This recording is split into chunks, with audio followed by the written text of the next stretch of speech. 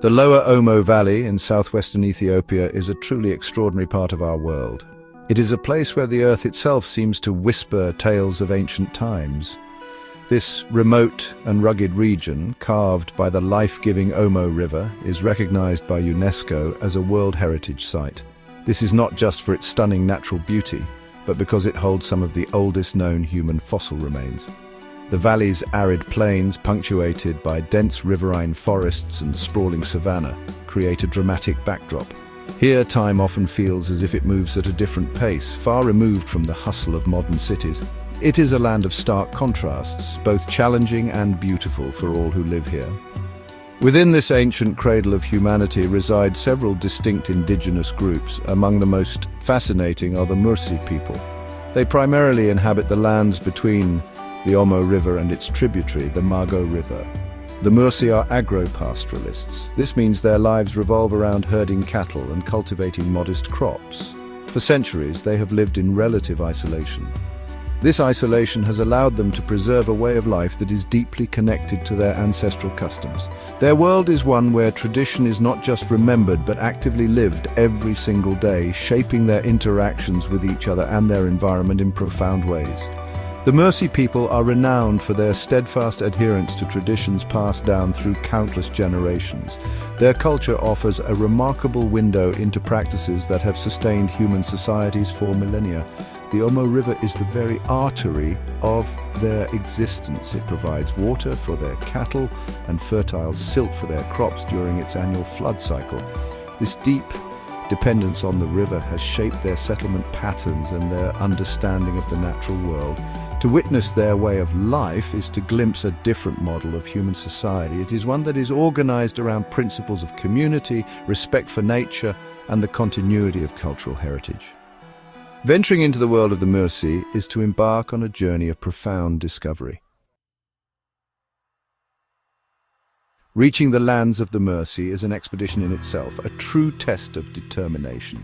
The journey often involves navigating rough, unpaved tracks that wind through the challenging terrain of the Omo Valley. It is a voyage that takes you further away from the familiar comforts of the modern world with every kilometer traveled. Local guides who understand the subtle cues of the landscape and the protocols of the local communities are indispensable companions. As one ventures deeper, there is an undeniable sense of stepping across an invisible threshold. You are entering a realm where the rhythms of life are dictated by ancient traditions and the unyielding demands of the environment. This raw, untamed landscape has profoundly shaped the character of its people. The first sight of a Mursi village is an experience that stays with you. Huts, typically constructed from a framework of poles and thatched with grasses, are often arranged in a circular pattern. This layout fosters a sense of community and shared space. The air might be filled with the sounds of children playing, the lowing of cattle, and the murmur of conversations in the Mursi language. Cattle, the most prized possession of the Mursi, are usually kept in enclosures nearby. Their presence underscores their vital importance to the Mursi way of life. The scent of wood smoke from cooking fires often hangs gently in the air, mingling with the earthy aroma of the land itself. Then you encounter the Mursi people themselves. They possess a striking and powerful presence. Their physique often reflects the demanding nature of their environment and lifestyle. It is common to see women adorned with the distinctive clay lip plates, a tradition that immediately captures attention. Both men and women may have intricate patterns of scarification on their bodies. Their skin might also be decorated with colorful pigments derived from local clays and minerals. The Mursi often meet visitors with a direct and appraising gaze. This gaze reflects their independence and their deep connection to their ancestral lands, challenging you to see them on their own terms. Approaching a Mursi community requires sensitivity and a deep respect for their customs. It is crucial to remember that one is a guest in their home, not an observer in a spectacle. The guidance of a knowledgeable interpreter is essential for meaningful communication and for understanding the nuances of their social etiquette. Photography, while often sought by tourists, should always be approached with permission and often involves a negotiated fee, a practice that has evolved with increased outside contact. Understanding these dynamics is key to ensuring that interactions are respectful and contribute positively rather than exploitatively to the community's well-being. It is about engaging with a living culture, not simply consuming it. The most widely recognized custom of the Mursi people is undoubtedly the debi atugoen, or lip plate. This tradition is practiced exclusively by Mursi women. It involves the insertion of a circular clay or wooden plate into a pierced lower lip. The visual impact of the lip plate is undeniably striking. It has become an iconic symbol of Mursi identity, capturing the imagination of anthropologists and travelers alike for decades. While it may appear unusual or even shocking to those unfamiliar with the custom, for the Mursi, it holds deep cultural significance. It is a practice woven into the fabric of their social and aesthetic values, a testament to their unique heritage. The journey towards wearing a lip plate typically begins when a Mursi girl reaches her mid-teen years, usually around the age of 15 or 16. This marks her transition towards womanhood. The process is initiated by her mother or another older woman in the community. Her lower lip is pierced, usually with a sharp implement. A small wooden or clay peg is then inserted into the piercing. Over a period of several months or even years, this initial peg is replaced with progressively larger ones. This gradually stretches the lower lip to accommodate the decorative plates, which can vary significantly in size. The lip plate is far more than mere adornment. It is imbued with profound meaning within Mursi society. It is considered a mark of beauty, maturity, and strength in a woman. It signifies her readiness for marriage and her status as a fully initiated member of the Mursi community. The size of the lip plate can sometimes be associated with the bride wealth requested by her family from her future husband, often paid in cattle. However, this link is not always direct or simple. The tradition is a powerful expression of Mursi female identity.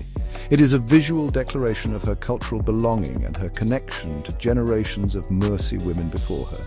The plates themselves are typically crafted from baked clay, sourced locally, or sometimes carved from wood.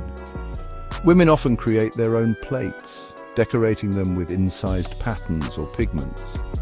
The decision to wear the lip plate, especially in daily life, is a personal one. Women may choose not to wear it constantly, particularly during everyday chores or when eating.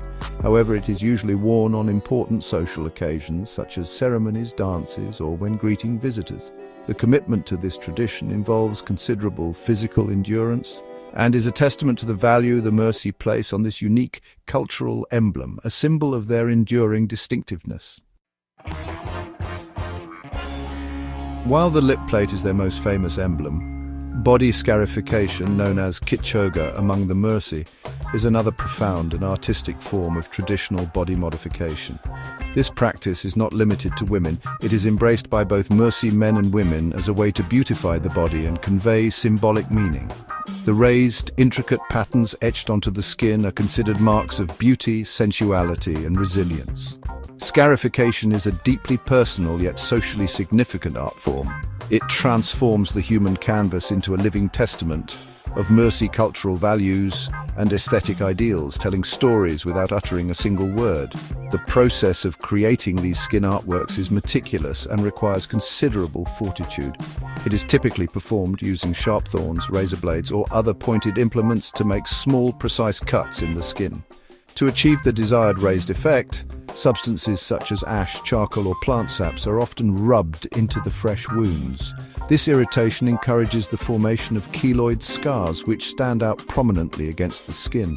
The patterns created can vary widely, from simple dots and lines to more complex geometric designs, often arranged symmetrically on the chest, abdomen, arms, or back. Each mark is carefully placed, contributing to an overall aesthetic. The meanings conveyed by these scars are multifaceted and differ between genders and individuals. For Mursi women, scarification is often closely linked to beauty and eroticism.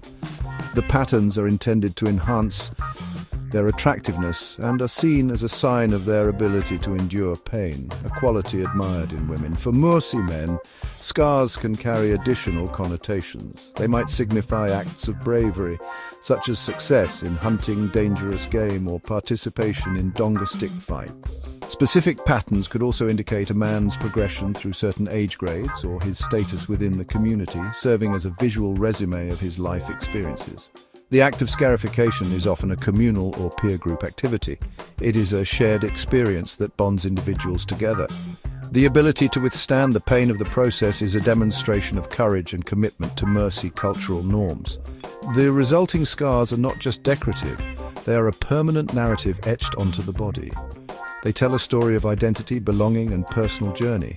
In a society with a rich oral tradition, these bodily inscriptions serve as a powerful visual language, communicating important social and cultural information within the community and preserving a unique artistic heritage.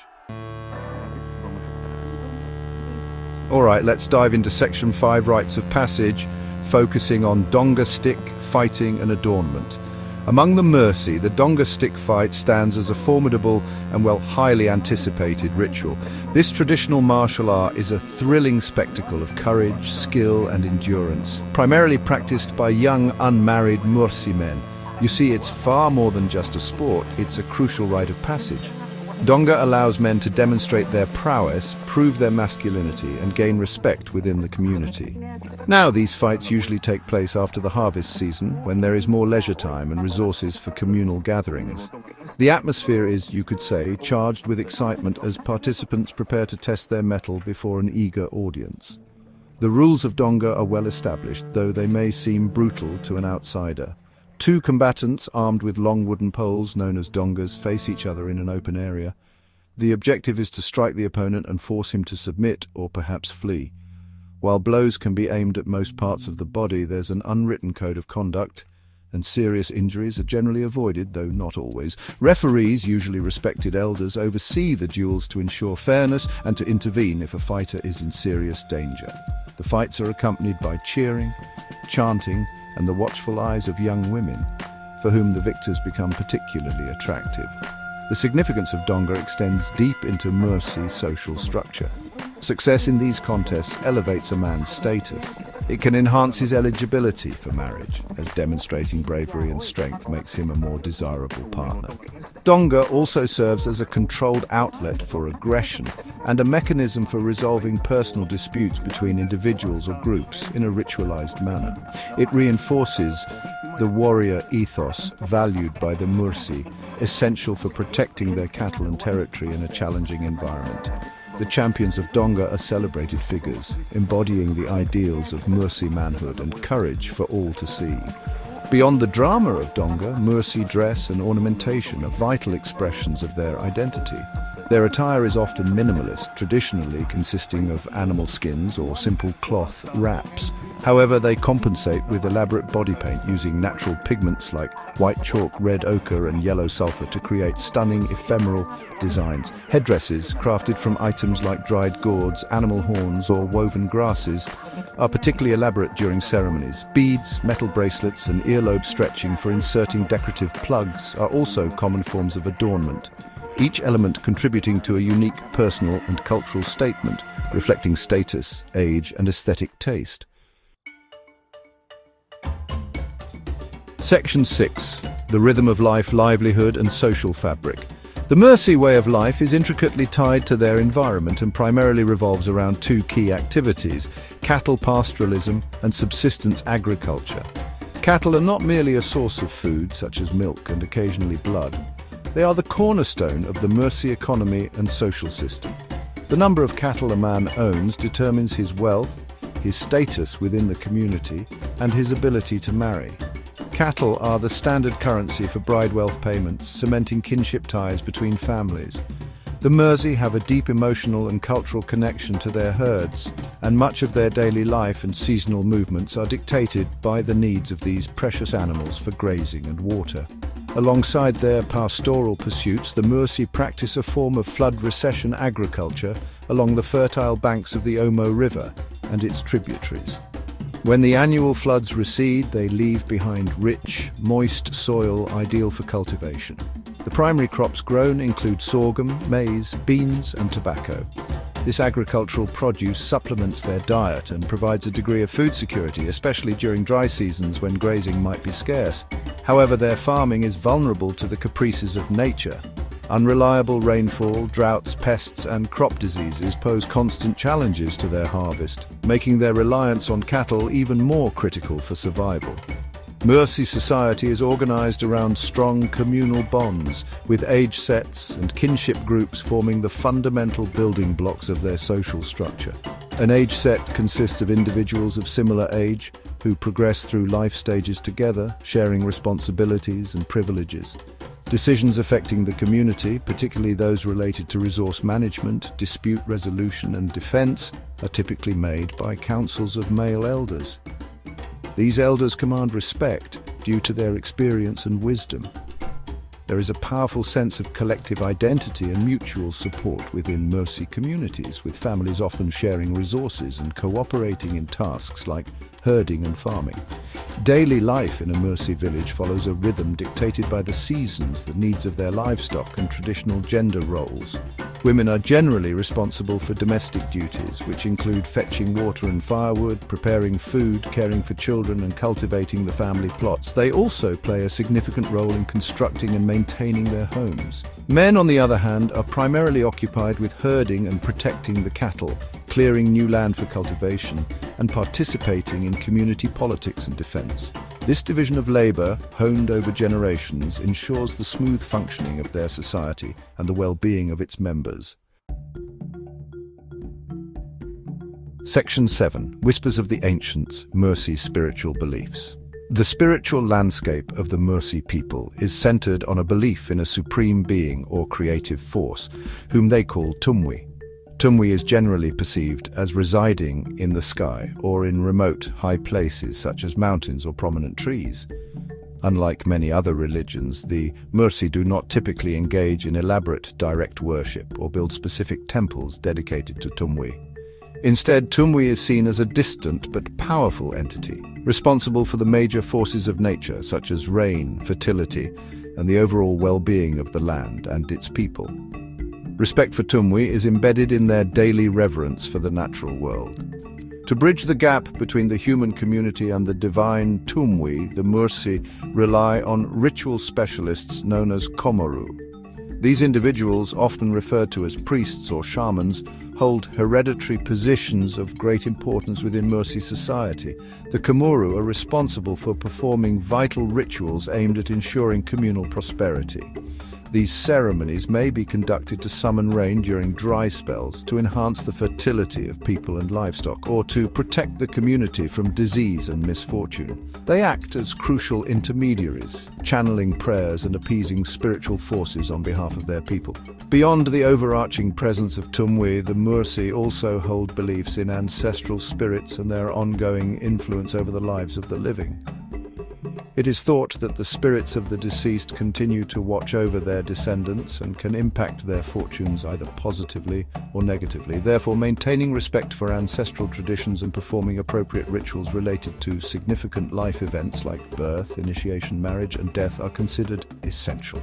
These practices are believed to appease the spirits and ensure their continued benevolence, thus maintaining balance and harmony within the community and the wider cosmos.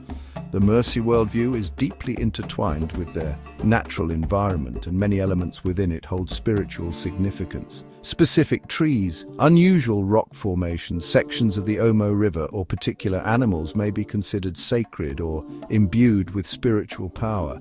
These sites might be places where rituals are performed or where individuals seek solace and connection with the spiritual realm.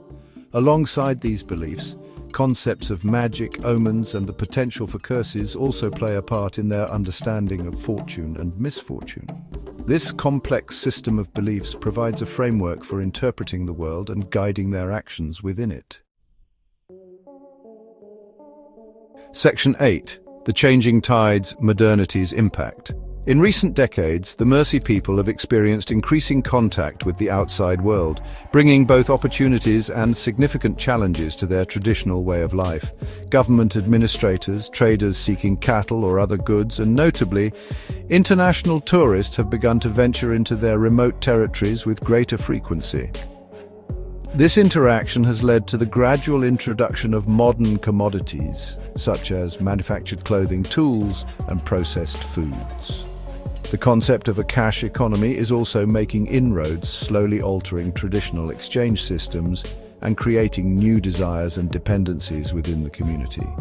The impact of tourism on Mursi communities is particularly complex and often debated. On one hand, tourism can provide a source of direct income for Mursi individuals and families, primarily through fees charged for photographs. This money can be used to purchase essential goods, medicine, or even livestock. However, this economic exchange has also led to concerns about cultural commodification, where aspects of Mursi culture are presented or performed primarily for tourist consumption. Instances of begging, especially among children, have also emerged in some areas, and the sheer volume of visitors can disrupt daily routines and strain local resources if not managed carefully. Perhaps the most profound threats to the Mursi way of life stem from large-scale development projects and associated land conflicts. The Ethiopian government has designated vast areas of the lower Omo Valley for commercial agriculture, particularly sugar and cotton plantations. These projects often require the clearing of traditional Mursi grazing lands and agricultural plots, restricting their access to vital resources. Furthermore, the construction of major hydroelectric dams upstream on the Omo River, such as the Jibe 3 Dam, has significantly altered the river's natural flood cycle. This change directly impacts the flood recession agriculture upon which the Mursi depend for a significant portion of their food. The encroachment of modernity also brings with it limited but growing access to formal education and modern healthcare. While these services can offer clear benefits, such as literacy and treatment for diseases, their introduction also presents challenges to established Mursi practices. Traditional healing methods may be undermined, and the authority of elders could be questioned by younger generations exposed to different worldviews through schooling. There is also the subtle but powerful lure of towns and cities, which can draw young Mursi away from their villages in search of perceived opportunities, potentially weakening the transmission of cultural knowledge and traditions. Section 9. The unbroken spirit, resilience and cultural preservation. Despite the formidable pressures exerted by environmental changes, development projects, and the increasing influence of the globalized world, the Mursi people demonstrate a remarkable and inspiring resilience. Their enduring spirit is deeply rooted in a strong sense of collective identity and an unwavering commitment to their ancestral heritage. They are not merely passive recipients of external forces. Rather, they actively engage with the changing world around them, striving to navigate its complexities while holding on to the core tenets of what it means to be Mursi. This tenacity is a testament to the strength embedded in their cultural fabric. Conscious efforts are being made within Mursi communities to preserve their unique cultural practices. The traditions of lip plate adornment among women and the donga stick fighting rituals for men continue to be practiced, serving as powerful affirmations of Mursi identity, even if their context or frequency is sometimes influenced by external factors like tourism. The rich oral traditions encompassing myths, histories, and social codes are diligently passed down from elders to younger generations, ensuring that the wisdom of their ancestors is not lost. The elders, as custodians of this knowledge, play an absolutely vital role in maintaining cultural continuity. Adaptation has always been a key survival strategy for peoples living in challenging environments, and the Mursi are no exception.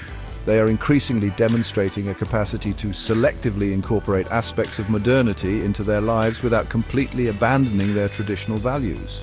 For instance, money earned from tourism or trade might be invested in purchasing cattle, thereby reinforcing a traditional measure of wealth. Some Mursi individuals and communities are also beginning to engage more directly with non-governmental organizations and government bodies to advocate for their land rights and seek support for community-led development initiatives that align with their cultural priorities. The future for the Mursi people, like that of many indigenous groups worldwide, remains uncertain and fraught with challenges. However, their profound spirit of independence, their deep connection to their ancestral lands and heritage, and their capacity for adaptation offer a measure of hope. It is paramount that the outside world approaches the Mursi with respect, recognizes their inherent rights to their land and cultural self-determination, and appreciates the immense value of their unique contribution to the rich tapestry of human diversity. Their struggle to maintain their identity in the face of relentless change is a story that deserves our attention and our support.